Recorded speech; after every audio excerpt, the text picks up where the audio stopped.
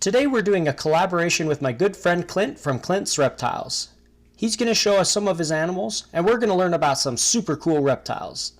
So tell us about this. This is an Argentine tegu, I'm assuming, right? And this is Gus Gus. He's probably the most popular thing on the channel, including me. And they're possibly the smartest lizard. They're the only endothermic lizard we know of. And they're not endothermic all the time, but during certain times of year they can warm themselves up with energy from food, just like a mammal. Interesting. And so first thing in the morning, and I've noticed this with him every now and then. First thing in the morning, lights just come on, he's already warm for the day, which is pretty amazing. And these guys are omnivores. Yes, and they've got heterodont dentition, which is most reptiles have homodont dentition, which just means all their teeth are the same. Mm-hmm. These guys have big sharp teeth in the front. You can actually see him pretty well. Every time he sticks his tongue out, you look at him from below. Yeah, you can see those teeth. Actually.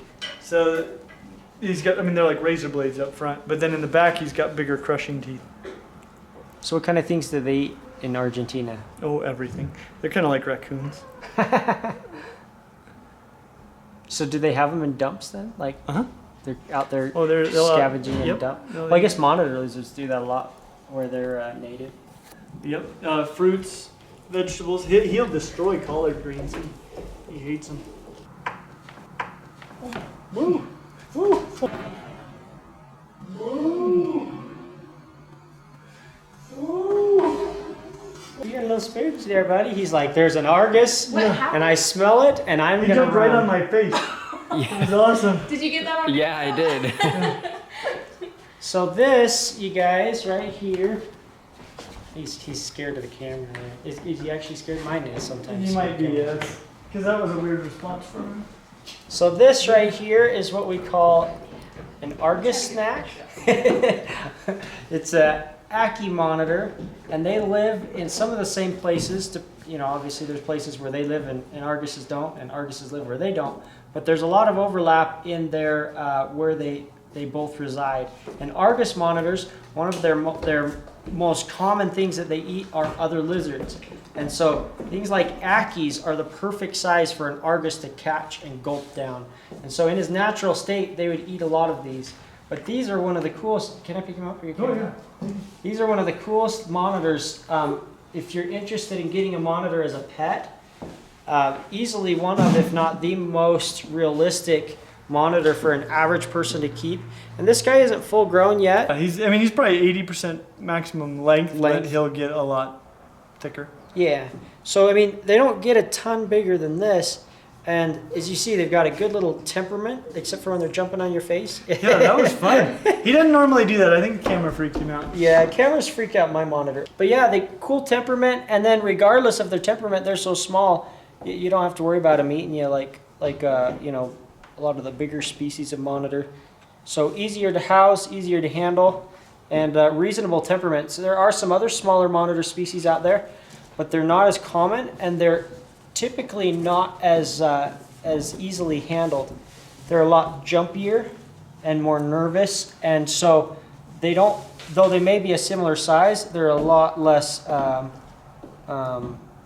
manageable if you're wanting to be hands-on and actually handle, and in many cases just see your monitor, because a lot of those other smaller species are so jumpy that you're not even going to see them. Forget handle them, they're just going to be hiding all day long in their enclosure. So pretty cool species. I think they're cool.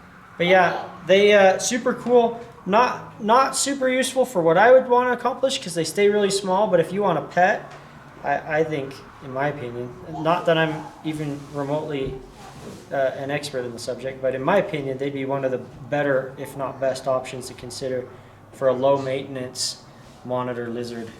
I'd say for under $1,000 for the lizard, it's the best. Yeah, for sure. And the others that you can get, they're not better. They're just different. Yeah. Cool. This is the way I recommend for people to pick up snapping turtles. If you pick them up by their tail, it can do them a lot of spine damage. Yeah, especially if they're picking them up by the shell or legs is just challenging. I'm gonna set him down though here in a second because he's building a little bit. There we go. Oops. He just wants to explore. Keep your distance though.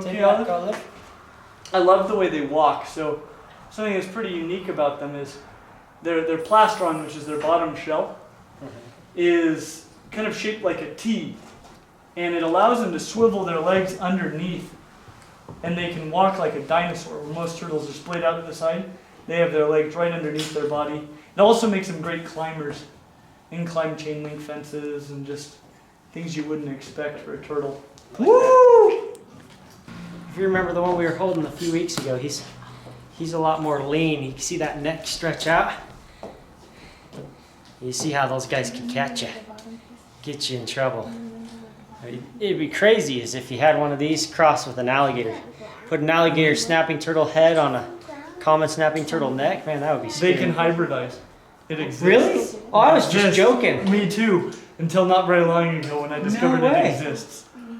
Yeah, because these guys are so much more aggressive and way long necks. Yep. Alligator snappers, turtles can't really bite you very easily. No. Sorry, You have to make a big mistake. they're just like stubby necked, and they're mostly bluff. They're kind of like a possum. They won't bite you unless you really like get within their little short striking distance. But their jaws are just wicked. So just their bills alone are hooked and edged and just ready to slice. And then the size of their head is so much bigger, and the muscles in their head so much more powerful. When they hit you, man, the damage is out of this world. But they have no range because they're short little stubby neck, and they're mostly bluff. These guys, they're trying to get you, and they're reaching out there, that big old long neck.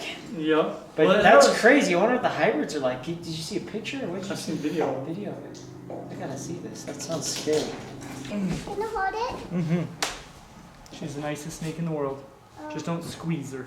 She's been holding snakes since she was like 9 months old, 6 months old, something like that. He's nice. Is he nice? Yeah. You like catching snakes, huh? Yeah. It's a little snake. It's a little snake. Do you like little snakes? Yeah, and I like big ones. Hey! You like big ones too? Hey, where are you going? He's going. You like to go on my shoulders. Yeah. It's having fun exploring. What do you think? Let's go.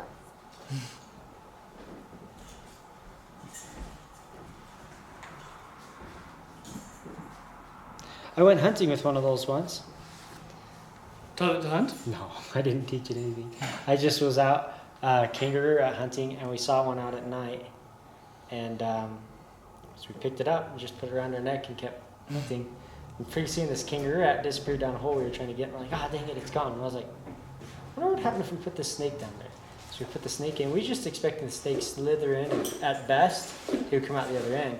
The snake's going in, all of a sudden, and it backs out. It's got one in its mouth and swallowed it right in front of us. And we just caught it seconds earlier. Wow, what a laid back Or snake. minutes earlier, you know. We'd only been holding it for like maybe I can take 'em. 5-10 minutes at the most. I'm like, what the heck? He just swallowed that like right in front of us. Like that was crazy. So we stick him back around our neck, keep going. Pretty soon we lose another one down the hole. We're like, well, let's try again. Stick him in there. Got a second one. Swallowed it down. Second kangaroo rat in a row. We're like, what in the heck? So we put him back around our neck. And I think the third time he got down and disappeared and was gone. But like, it was so bizarre because he caught it right in front of us minutes after we caught him. Pulled it out, swallowed it right in front of us, and he took a second one. He was a little smaller than that. He wasn't quite that big. Man. But he was a bigger one. Did you He film wasn't- it? No. That would have been amazing if it did. No, I mean, this was before I was really into my YouTube. We were just out having fun. But I've never tried or succeeded or anything since. It was just a fluke, one-time thing, you know? Wow, what do you think? That's a little bigger than you're used to holding.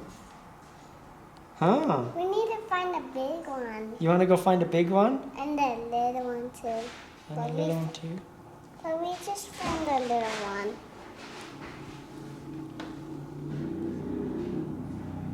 Need to find this, huh? Mm-hmm.